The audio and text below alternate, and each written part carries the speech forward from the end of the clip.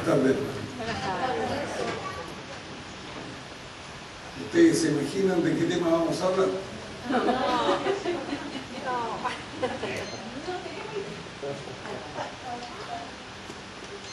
Vamos a estar pegados en el reino. Y se puede hablar tanto del reino. Yo creo que se puede hablar porque cada parábola del Señor está todo relacionado con el reino. Las parábolas, podemos ir analizando parábola por parábola, después podríamos tener temas para rato sobre el reino. Pero hoy día vamos a hablar sobre el tema, vamos a analizar el rey y el reino. Ese es el título de hoy día de la predica, el rey y el reino. Y vamos a ir un poco más profundo, más que una predica, es una enseñanza. Hoy vamos a ir analizando paso a paso este tema. Vamos a orar. Padre amado, en el nombre de Jesús, te damos gracias, Señor, y te pedimos humildemente que nos guíes. Espíritu Santo, estamos a tu disposición. Señor, dame gracias por poder exponer esta palabra y darle a mis hermanos entendimiento para que puedan comprender lo que voy a expresar. Sí, Señor, si no podemos comprender, estamos con problemas. El único que nos da el entendimiento eres tú. Así que dependemos de ti. Dependemos de tu amor, de tu gracia, de tu señorío y de todo tu guía, Señor. En el nombre de Jesús. Amén.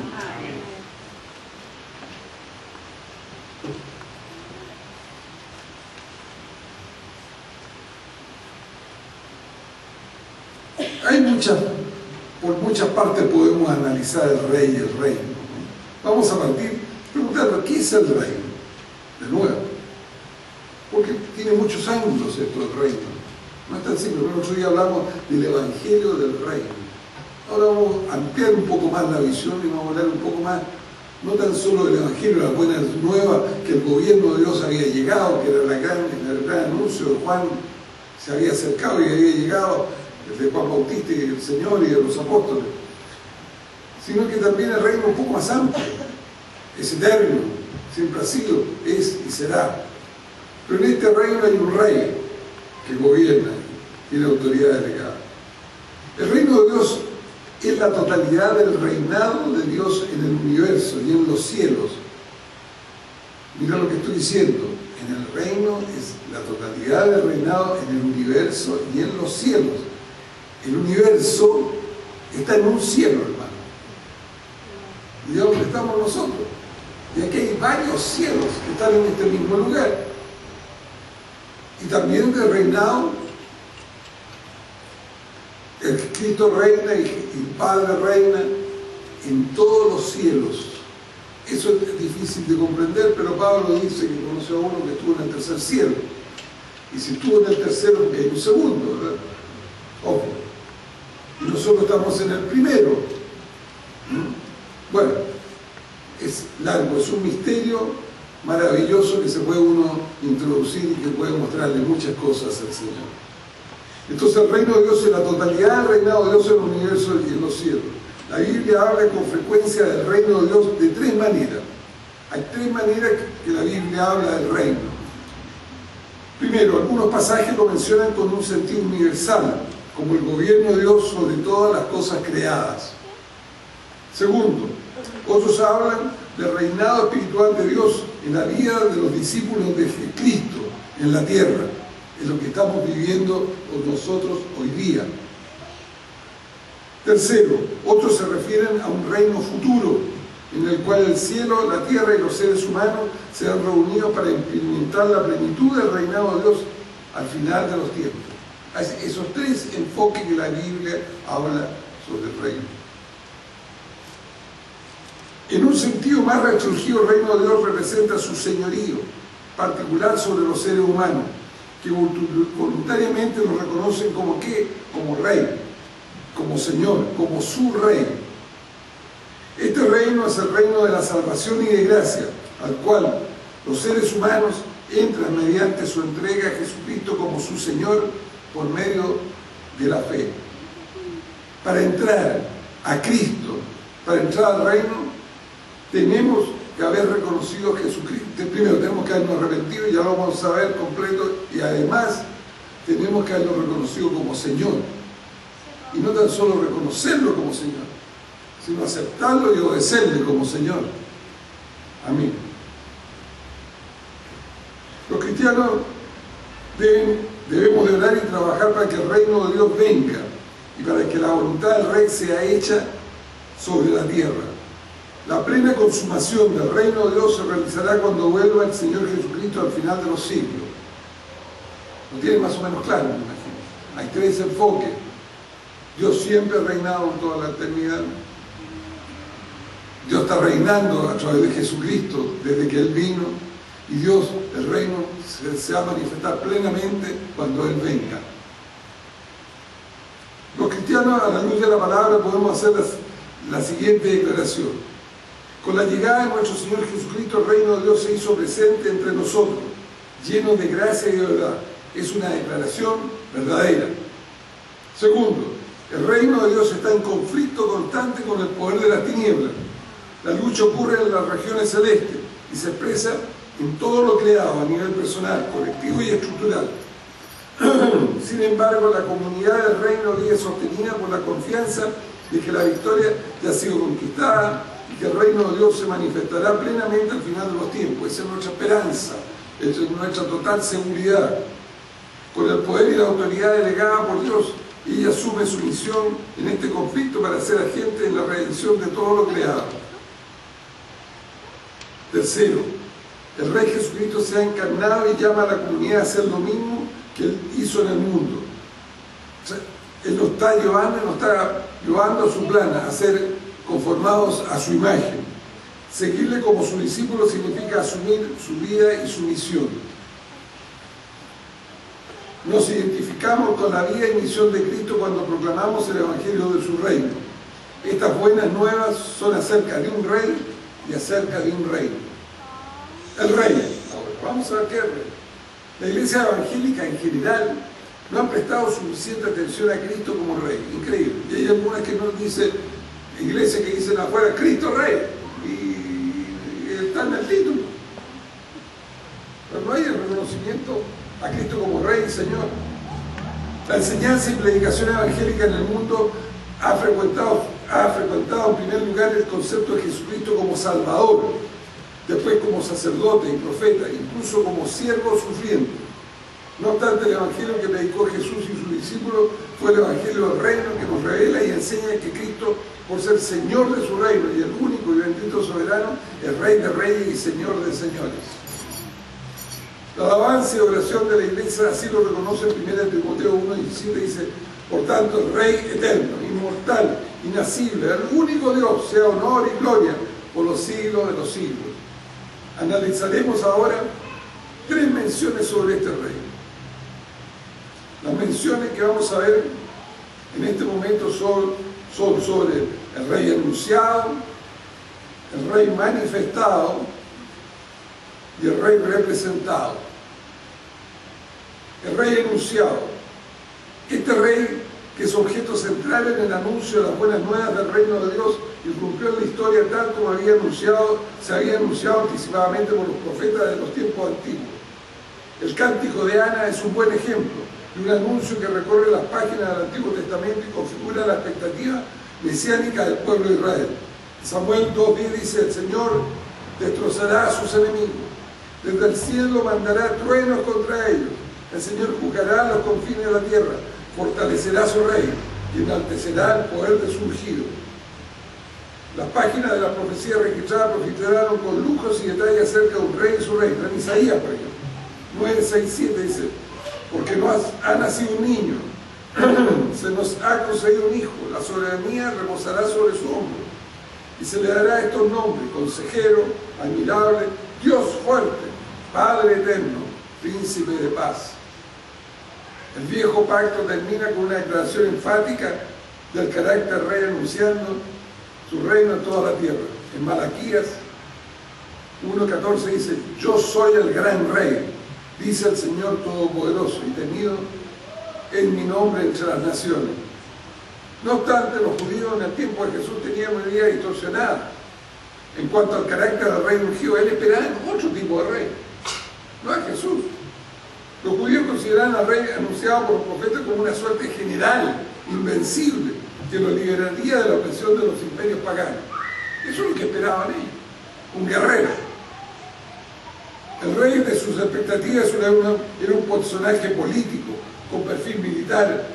Si bien contado con recursos sobrenaturales para derrotar a sus enemigos, los judíos pues esperaban un monarca que ocupara el trono de David y no un siervo sufriente que terminara sus días en la cruz. Eso para ellos no lo podían entender. ¿Cómo fue eso?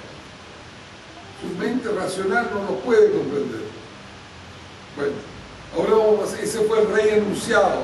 Desde el Antiguo Testamento ha sido anunciado. Ahora vamos a analizar el rey manifestado. La vida y obra de Jesús fue el cumplimiento de los anuncios registrados en el Antiguo Testamento. En él se manifestaron las tres figuras teocráticas que sintetizan el contenido del Viejo Pacto: profeta, sacerdote y rey. En Jesús se cumplió acabadamente el significado pleno de cada una de estas figuras. Pero la que nos interesa aquí hoy día es el de rey, y la que estamos viendo del de rey. Y a eso vamos. En torno a la manifestación de este rey hay por lo menos dos observaciones que hacer. Primero, se trata de un rey diferente. No es cualquier rey.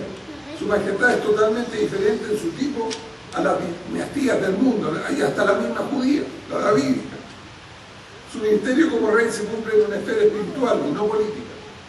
Su soberanía universal no está circunscrita a un territorio determinado. Su gobierno es eterno y no está limitado a un periodo histórico.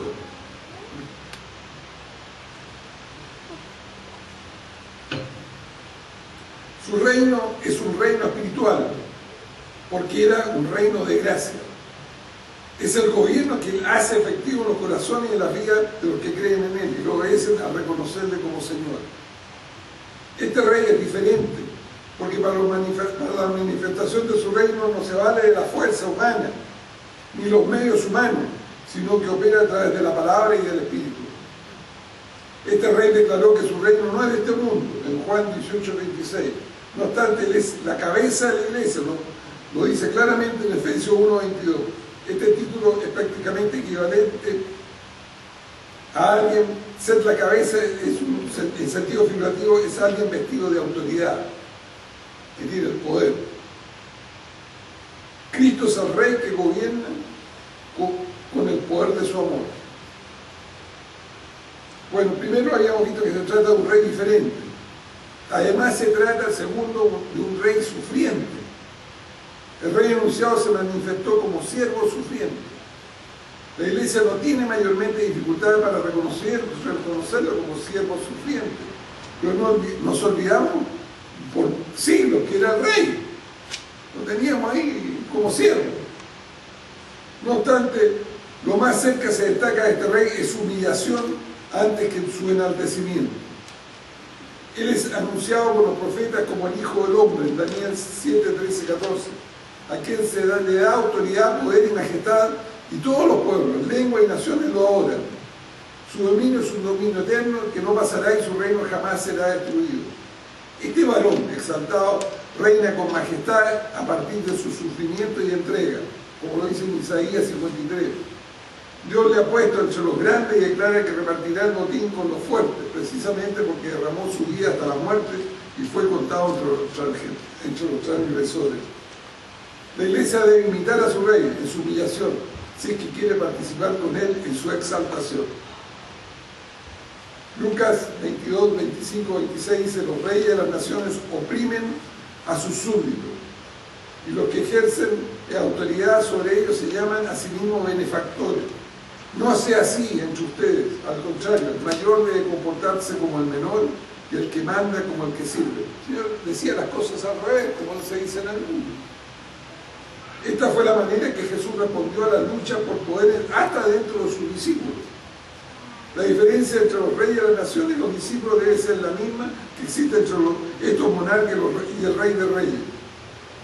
En el mundo el concepto jerárquico tradicional hace que la autoridad se mueva de arriba hacia abajo.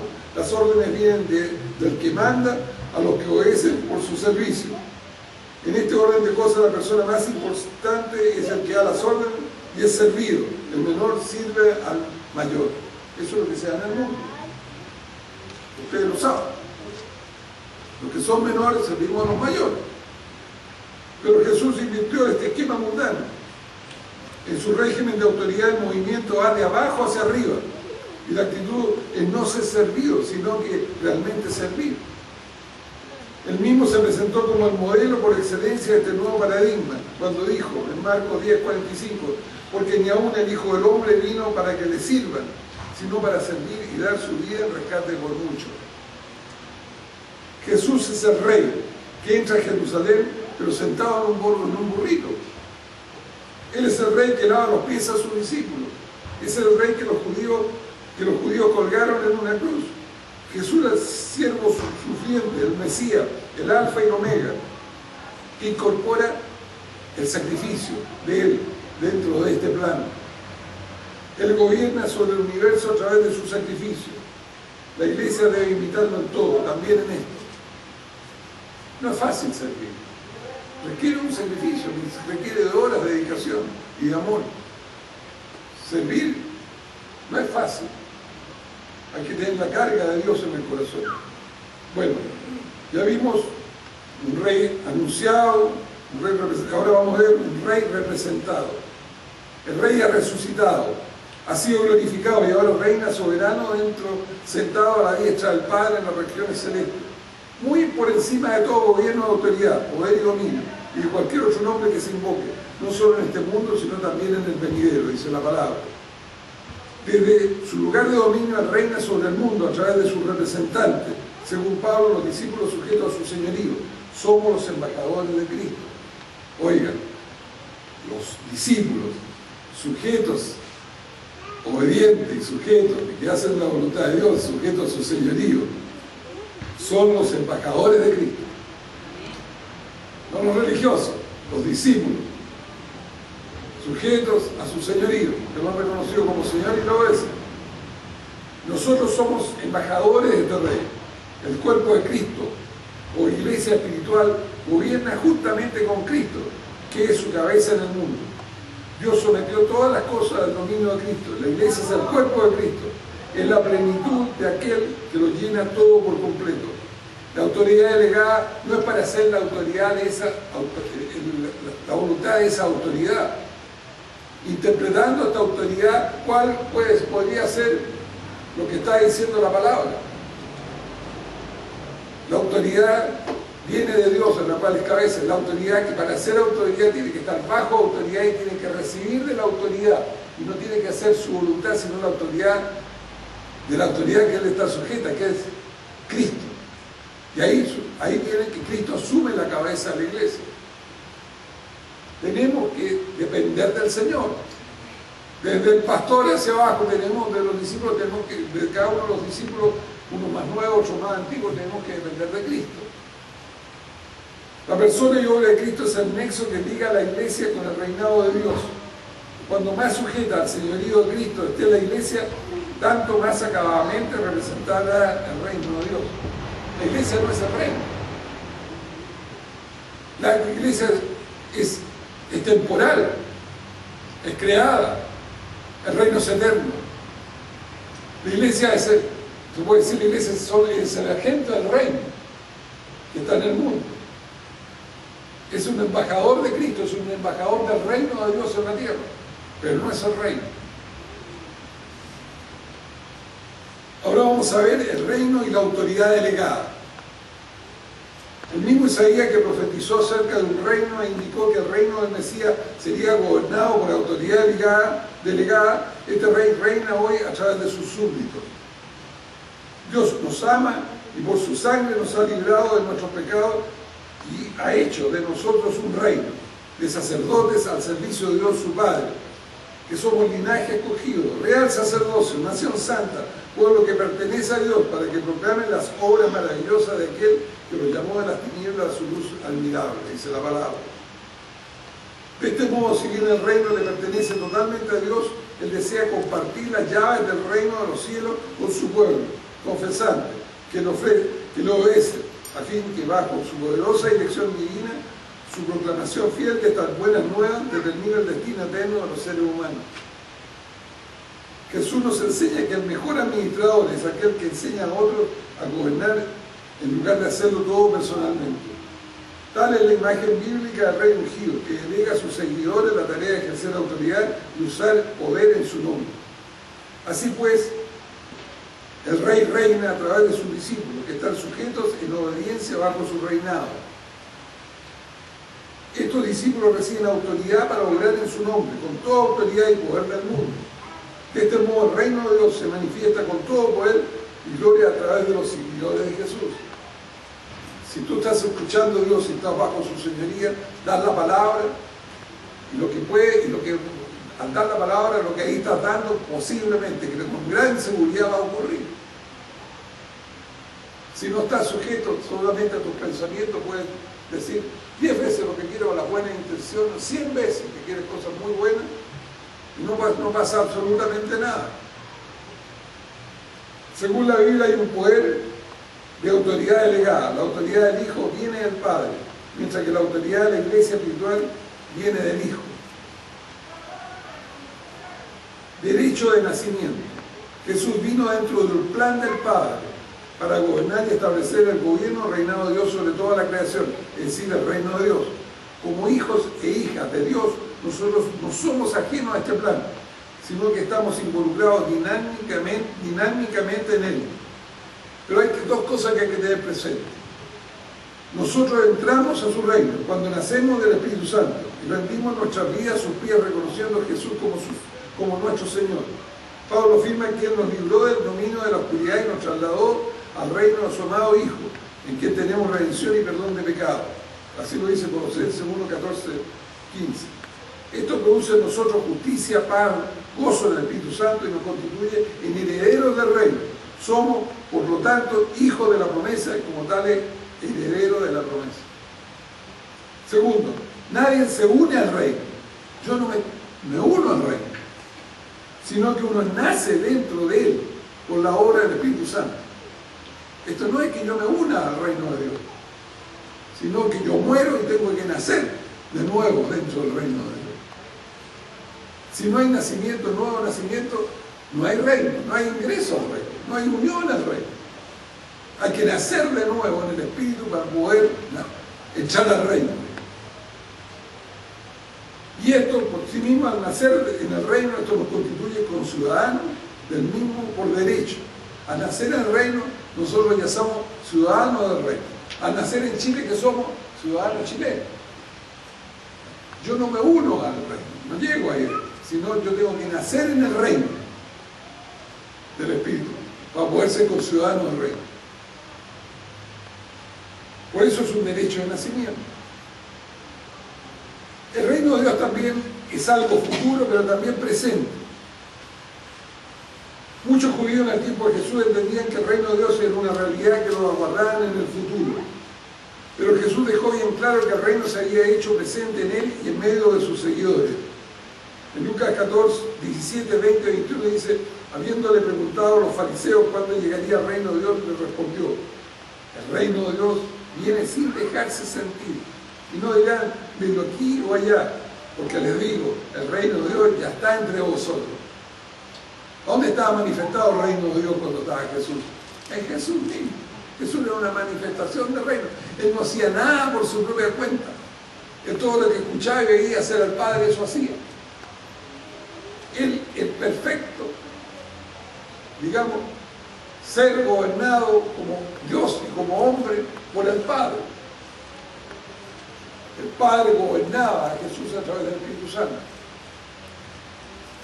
Jesús era, acuérdense, era 100% Dios y 100% hombre.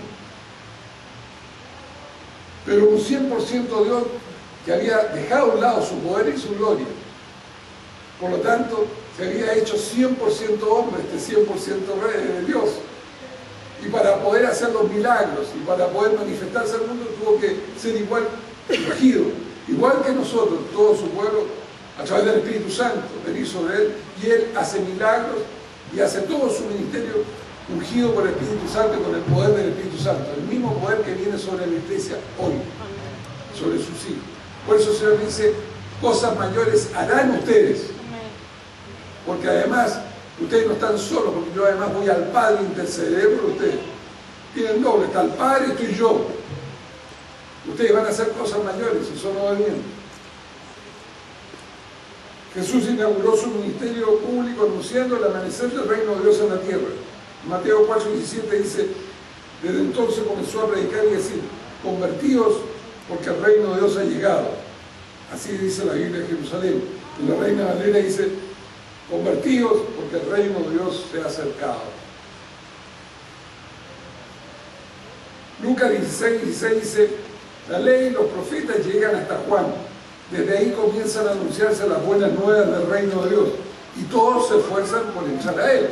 El reino de Dios estaba ya establecido en Cristo Jesús y con Cristo Jesús.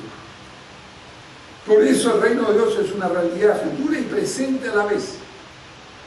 El reino de Dios significa que ya se está gestando en el mundo un nuevo orden de vida y una nueva manera de ver la realidad conforme no a los designios del hombre, sino a los designios de Dios. Y esto ya está en operación. El reino de Dios ya está presente y en pleno desarrollo, ya hace 2000 años que está presente. Y en pleno desarrollo como realidad espiritual en las vidas de las personas que reconocen al señorío de Cristo y viven en obediencia a Él a través de la guía del Espíritu Santo. Jesús y sus apóstoles se refieren a la realidad presente del reino en términos muy precisos. Mateo 12:22 dice, pero si por el Espíritu de Dios yo estoy echando fuera demonios, es porque ha llegado a vosotros el reino de Dios. Entiéndanlo. El reino, me están preguntando sobre el reino de Dios. Si yo echo demonios por el Espíritu, echo demonios, vosotros ya el reino de Dios está en la tierra, ya está en la tierra. Lucas 17:21 dice, y no irán verlo aquí o allá, porque el reino de Dios ya está entre vosotros. En Colosenses 1:13-14 dice, Él nos libró del poder de las tinieblas y nos trasladó, no nos va a trasladar, nos trasladó al reino de su amado Hijo, en que tenemos la redención y el perdón de los pecados. Sin embargo, si bien el futuro ha invadido el presente, este presente nos expresa la plenitud anunciada para el futuro. Es decir, el reino de Dios es también una esperanza futura, una realidad escatológica. Una realidad real a futuro que nos da la esperanza de ese reino. Y todos sus hijos van a venir con Él a su reino. Y van a bajar con Él, el Señor los va a levantar antes de su llegada y Él va a bajar con todos esos hijos en una casa nueva. En un cuerpo nuevo, que ya no va a tener enfermedades, ni va a morir. Y va a venir a reinar Él, dice la palabra, por 1000 años con Él. Yo quiero estar ahí. No sé si ustedes, hermanos, quieren estar ahí o no. Yo quiero estar ahí. Yo quiero que el Señor me levante, que bajar con Él. Y estar 1000 años gobernando con Él. Esa es nuestra esperanza. Y en esa esperanza debemos sostenernos. El reino de Dios en esta dimensión futura, con el retorno de Cristo, será perfeccionado en los corazones y guías humanas, manifestándose en plenitud y será majestuoso y visible. El reino de Dios ya se ha hecho presente en Cristo y está en proceso, está siendo actualmente proclamado y se manifiesta en los que creen y obedecen con todo poder en medio de la realidad actual humana. La manifestación plena del reino de Dios no será fruto de un proceso evolutivo o desarrollo paulatino, sino será establecido el reino de Dios de manera definitiva en un abrir y cerrar de ojos por la venida de nuestro Señor nuevamente a la tierra.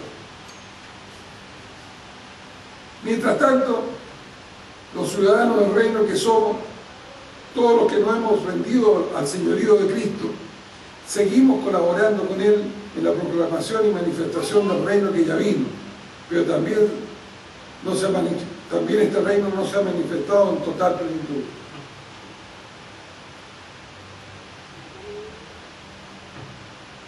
En Cristo el reino de Dios ya ha venido, pero Él mismo nos enseñó a seguir orando por su venida. Venga tu reino, dice en Mateo 6:10, en la oración del Padre Nuestro. Esta es la gran paradoja del Evangelio del Reino. Comprometidos con el reino de Dios y como expresión del mismo, los discípulos cristianos seguimos proclamando el Evangelio del Reino, viviendo el reino, sanando a los enfermos y echando afuera demonios. Pero al mismo tiempo estamos conscientes que la realidad del pecado, la enfermedad, la muerte y el dominio de las tinieblas va a persistir hasta el día glorioso del retorno de Cristo y de la redención final de los escogidos. El poder del reino de Dios ya está en el mundo y lo hace a través del cuerpo de Cristo. La batalla definitiva ya ha sido peleada y con victoria en la cruz del Calvario, pero todavía quedan muchas confrontaciones por delante hasta el día de la victoria final. No sé si tienen alguna lucha ustedes. Todavía queda pataleo, ya está vencido, pero ¡ay, qué molesta! No, se la vida a veces imposible. Gracias a que podemos soportarlo en Cristo, proclamando victoria en Él, podemos salir adelante. ¿Cómo es el reino? Una de las cosas que sabemos del labio de Jesús es que su reino no es de este mundo, en primer lugar. Juan 18:36 lo dice. Jesús con esto estaba explicando que su reino es esencialmente diferente en su naturaleza con cualquier reino que haya existido en la tierra. Se trata de un reino espiritual, donde Dios es el monarca y el mensaje del reino tiene que ver con su acción y gobierno soberano. El método de este reino no es político, como habíamos dicho anteriormente, y el uso de la fuerza queda totalmente excluido como mecanismo para conquistar a los reinos de este mundo. Él no conquista por la fuerza. Por el contrario, el método utilizado por Jesús para manifestar su reino fue el uso de la enseñanza, de la predicación, las sanidades, los milagros, la expulsión de demonios y la satisfacción de las necesidades de la gente, ya sean espirituales como ese también de alimentos. El propósito principal de este mensaje del reino es llevar a la gente a una correcta relación con Dios. En consecuencia, este mensaje demanda a todas las personas que se arrepientan genuinamente de su rebeldía y desobediencia y se vuelvan a Dios y al obedecerle en todo en su vida, haciendo solo la voluntad de Él. El proyecto de Dios tampoco es un proyecto nacionalista. No fue la respuesta de Dios a los intereses judíos de los tiempos de Jesús, sino un llamado a todas las naciones del mundo a aceptar el gobierno divino en obediencia a su voluntad y gozar de su favor. ¿Cómo estamos, hermano? Ya queda poco. Espero que no esté muy denso. Tampoco este reino está centrado en un ritual religioso determinado. No sé si ustedes ven, no hay un ritual. Solamente las religiones lo han desvirtuado y han hecho ritual. Jesús se presentó como un profeta del reino y nadie pensó de él como sacerdote del mismo. Jesús proclamó un camino de obediencia a Dios y no inventó un nuevo ritual religioso para agradarlo. Él enseñó por el contrario que Dios espera de nuestro arrepentimiento, fe y adoración sincera, y que el fruto verdadero es una obediencia fiel en la vida diaria, personal y en las relaciones con la otra persona, con nuestro prójimo sobre todo. Si el reino de Dios es diferente, ¿cómo será el reino de Dios? Primero, el reino de Dios es muy especial. El reino de Dios, en primer lugar, es práctico. Nuestro camino no son los de Dios, como bien dice el profeta Isaías. Cuando nacemos en el reino de Dios debemos de adoptar sus leyes, principios, promesas, lenguaje y hábitos. Y esto en dos dimensiones, en lo personal y en lo social. En lo personal se manifiesta como una relación personal entre Dios como rey y el individuo como súbdito. Y en lo social, en la relación de gobierno sobre su pueblo. El actor principal en estos cambios es el Espíritu Santo, quien nos ayuda y guía. En este proceso se conoce como santificación y el medio para lograrlo es el discipulado. Llegar a ser como nuestro maestro, ser discípulos de Cristo. Hacer lo mismo que hacía Jesús. Como Pablo decía, imitadme a mí, como yo imito a Cristo. ¿Cómo lo imitaba? Que no hacía nada trataba de no hacer nada por su propia cuenta. Y de todo lo que escuchaba a Dios y lo que debía hacer a Dios, eso hacía. Sin el Espíritu Santo y la guía del Espíritu Santo y la obra del Espíritu Santo, no, a ninguna parte. Dios lo hace todo. Dios es el que nos llama. Dios es el que nos entra, nos hace nacer de nuevo. Dios es el que nos guía, que nos transforma. Dios es el que nos entra al final al Padre. Él hace toda la obra. Lo único que hacemos nosotros es disponernos a colaborar con Él y a obedecerle en todo. La honra y la gloria de todo el proceso para llevarnos a ser hijos y estar eternamente con Él, es de Dios, no es nuestra. Por eso nadie se puede gloriar que por obra se lo ha ganado. La obra es de Dios, es por gracia, es por misericordia. El mensaje del reino nos convoca a arrepentirnos en primer lugar, pero con un arrepentimiento genuino. Arrepentirse significa cambio de actitud. Y como lo vimos la vez pasada, no tiene nada que ver arrepentimiento con remordimiento. El remordimiento, cuando actuamos y pedimos perdón por remordimiento, no hay cambio en la persona. Pero cuando nosotros realmente nos arrepentimos, el arrepentimiento es un compromiso para cambiar de actitud, y si no, no existe ese arrepentimiento, el remordimiento. Puedo decir yo, es lo mismo que las confesiones, yo voy y confieso, pido perdón y después sigo haciendo lo mismo. Eso no es arrepentimiento, hoy no hubo un arrepentimiento genuino. Para haber arrepentimiento, la palabra arrepentimiento viene de metanoeo, que significa cambio de mente, de mentalidad, de accionar. Una vez que Jesús le hemos entregado nuestras vidas, reconociéndolo como único Señor, inmediatamente comienza Él a enseñarnos a gobernar nuestra vida personal, nuestra familia, nuestra iglesia y nuestras relaciones sociales, si es que nos disponemos a obedecerle y entramos en comunión con el Espíritu Santo. Segundo, fuera de que es práctico el reino de Dios, también es revolucionario el reino de Dios. El Señor Jesucristo no es fácil de entender y aceptar, ya que nos hace demanda que va mucho más allá de lo que generalmente estamos dispuestos a conceder. Tengo abierto esto siempre porque mi esposa está enferma, entonces ahora llamaba a mi hijo, ya sé que llama, así que perdón. Y si me llaman de nuevo, voy a tener que otra vez.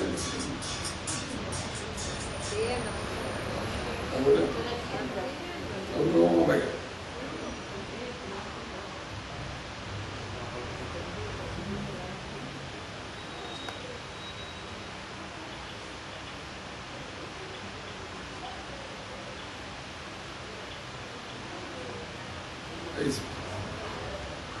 El reino de Dios es revolucionario, como dijimos.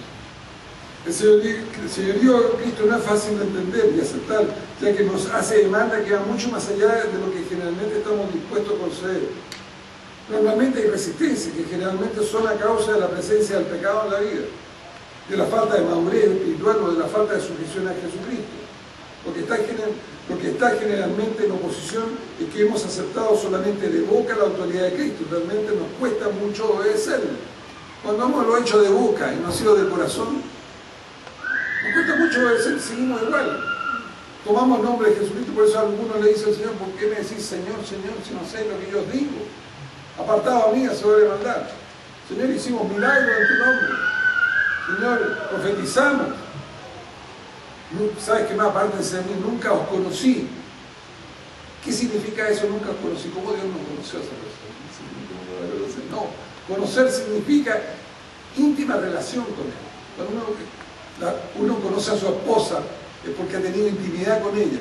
Lo que le está diciendo Jesús, no tuvieron intimidad conmigo, no supieron lo que yo deseaba, no me conocieron. Así que nunca tuviste relación conmigo, así que chao. Esa es la importancia de tener comunión con Cristo. Y muchas veces nosotros no sabemos ni escuchar la voz de Dios. Y dicen: mis hijos escuchan mi voz. Y los que no son míos no la escuchan. Así que es muy importante escuchar la voz de Dios. Y si podemos escuchar la voz de Dios en nuestro espíritu, podemos escucharla en nuestros sentidos espirituales, podemos ser guiados también por el Espíritu de Dios y podemos obedecer, si estamos entregados a su señorío. El concepto de autoridad es lo más provocativo del Evangelio. La Biblia nos enseña que la autoridad absoluta es aquella que reside en Dios y que su autoridad está delegada en Jesucristo. Mateo 28, 18 dice: Jesús se acercó a ellos y le dijo: habló así: me ha sido dado todo poder, me ha sido dado todo poder en el cielo y en la tierra. Nótese el alcance universal y cósmico de su autoridad, que es mucho más grande que lo que le prometió Satanás a Jesús en la tentación. De este modo, después de su resurrección, el Señor crucificado se convierte en Señor del cosmos, de todo el universo, no solamente de los reinos de la tierra, como lo ofreció Satanás. Ya estamos terminando. Lo maravilloso es que Jesús comparte su autoridad con sus discípulos, los miembros de su cuerpo, los que le obedecen y le siguen como Señor. Este poder delegado ahora está en manos de los cristianos llenos del Espíritu Santo y que están siendo guiados por Él. La autoridad es nuestra en el nombre de nuestro Señor Jesucristo. Por lo tanto, debemos mantener una íntima y profunda dependencia de Dios, de la misma manera que lo hizo Jesucristo, que no hacía nada por su propia cuenta, que solo lo que debía hacer el Padre y oía de Él, eso hacía. Sin autoridad no hay reinado, no hay reino, y no se puede hablar de autoridad sin estar bajo señorío. Decir que Jesucristo es Señor no es difícil, pero vivir bajo su señorío despierta oposición, hermano. Tercero, el reino de Dios es primero que todo. Jesús nos enseña así diciendo: más bien busquen primeramente el reino de Dios y su justicia, y todas las cosas serán por añadidura. Hay un cierto costo que hay que pagar para entrar bajo el señorío de Jesucristo. Él nos enseñó que los que miran hacia atrás en su vida no son aptos para el reino de Dios. Pero eso cabe preguntarnos: ¿qué evangelio predicamos? Debemos de predicar el evangelio del reino, porque hasta que no prediquemos este evangelio no vendrá el Señor nuevamente a quien esperamos. La palabra dice que Él viene cuando se predique en todo el mundo el evangelio del reino de Dios. Y este evangelio del reino se perdió por 1800 años y recién hace 40 o 50 años se está volviendo a predicar en el mundo, ungido y guiado por el Espíritu de Dios. El propósito de Dios al establecer su reino es llevar a toda la creación, y especialmente al ser humano, a un estado de integridad, que sea expresión acabada de paz que promete el Evangelio. Debemos recordar que el Evangelio que predicamos es un Evangelio de paz. El Evangelio del Reino incluye 3 enfoques diferentes que son complementarios. Hay 3 enfoques que la Iglesia que a través del tiempo lo ha visto, lo ha hecho de diferentes maneras. El primer enfoque es el evangélico tradicional, que ha puesto énfasis en la proclamación verbal del Evangelio. De un Evangelio normalmente que no es íntegro, es el Evangelio de salvación o de la gracia, pero no es el Evangelio del reino. Pero es parcial, pero verdadero. Pero parcial, con mira a la salvación de las almas. Este enfoque considera que las palabras son suficientes para proclamar la verdad de Dios. El segundo enfoque que ha seguido los evangélicos pentecostales y también los movimientos carismáticos, que ponen un acento más marcado en la participación integral de los dones del Espíritu Santo, de la colaboración con Dios, de las señales, del prodigio, del milagro, de las sanidades, de los actos de liberación, de una alabanza fogosa en el Espíritu, dejando que el Espíritu Santo se manifieste sobrenaturalmente, proclamando el poder de Dios. La iglesia actual, la actual está recién equilibrándose como iglesia trinitaria, porque muchas iglesias leían mucho la palabra y trataban de hacer vida a la palabra, muy bien, la manifestación del Padre. Otras que daban servicio social y daban beneficencia en la mano de Jesucristo, pero muy pocas o casi ninguna daba y da hasta el día de hoy el servicio espiritual con los dones del Espíritu Santo. Por lo tanto, la iglesia a través de siglos no fue trina, fue de boca trina, pero no fue trina. Vivía recién cuando el Espíritu Santo ingresa a la iglesia. El Espíritu Santo empieza a guiar a la iglesia, cuando el Espíritu Santo empieza a sanar enfermos, empieza a guiar a las personas en santificación, recién la iglesia se empieza a equilibrar plenamente. Y nosotros, para ser una iglesia cristiana, tenemos que ser una iglesia trina, equilibrada, donde la participación del Padre, del Hijo y del Espíritu Santo estén en forma equilibrada, manifestándose en los cultos, digamos, en toda la vida de la iglesia en general. El tercer enfoque lo siguen los evangélicos más liberales y activistas sociales, que se concentran en las acciones de amor y solidaridad cristiana. que expresen una opción preferencial por los pobres y marginados, con mira no solo a aliviar su situación, sino a introducirlo en un proceso de liberación de toda injusticia y opresión, promoviendo nuevas estructuras políticas, sociales y económicas que sean más justas y garanticen una vida humana más plena. Eso es otro enfoque. Preguntémonos, estos tres enfoques que hemos mostrado, ¿son excluyentes? No son excluyentes. O más bien son complementarios. En realidad cada uno de ellos es parte y expresión de las buenas del reino de Dios. El reino de Dios incluye los alcances de los tres enfoques mencionados. El punto es que si el Evangelio del Reino no es proclamado plenamente, no se experimenta y entiende las tres dimensiones. El Evangelio del Reino de Dios, hermano, proclama toda la verdad con el amor, con el poder de Dios.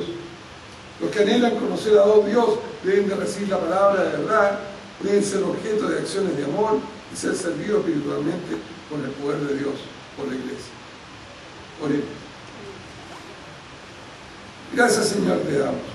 Gracias, Señor, por tu enseñanza. Gracias, Señor, porque hemos visto tu reino de otra perspectiva. Gracias, Señor, porque hemos aprendido algo más de Él. Y te damos gracias por ello, Señor. Te pido, Señor, que vengas aún más y fluyas sobre la iglesia y los guíes, Señor, profundamente en Él. Que la bendición, Señor, del Padre, del Hijo y del Espíritu Santo estén sobre todos los presentes y los que no han podido venir. En el nombre de Jesús. Amén. Amén. Amén.